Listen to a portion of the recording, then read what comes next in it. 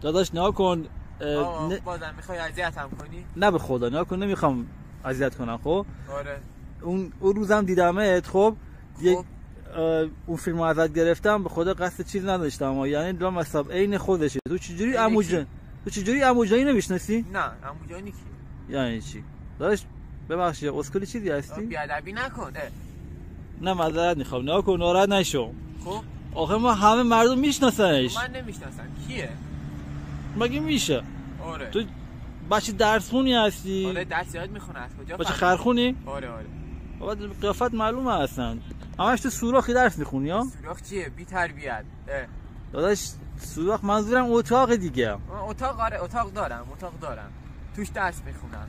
جدی؟ آره. میخوای چه کاری شی در آینده؟ من میخوام معلم زبان بشم. ولی بچه‌ها درس بدم. میگم قیافت بچه درس خونا میخوره. آره خیلی درس میخونم.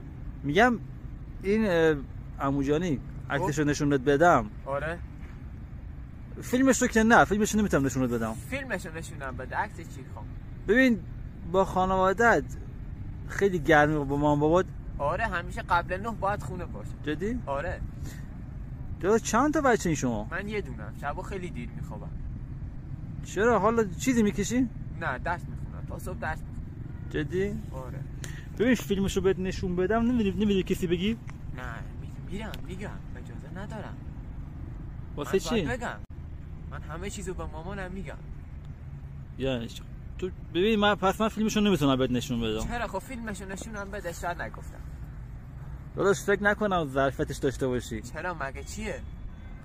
ببین عکسشو نشونت میدم. خب ولی میترسم یا بزنه به سرت. ببین به کار دستمون بدی. یعنی چی کار کنم؟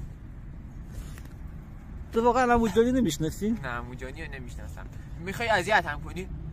اذیت که نداداش، ولی چرا داری اذیتم؟ نه جدا ببین من میخوام باید دوست شم.